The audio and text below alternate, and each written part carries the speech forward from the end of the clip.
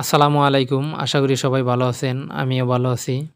আজকে 14 জুন 2024 শুক্রবার। আজকে আপনাদের নিয়ে আসলাম আমাদের ঐতিহ্যবাহী দেওখোলা বাজারে। বলে রাখা ভালো, মূলত এই বাজারটি অবস্থিত ময়মনসিংহের ফুলবাড়ী উপজেলায়। দীর্ঘ 1 বছর পরে আমাদের দেওখোলা বাজারে আজকে প্রথম কোরবানির গরু ছাগলের হাট বসেছে। আমাদের এই দেওখোলা বাজারে আজকে মোটামুটি অনেক গরু ছাগল উঠেছে।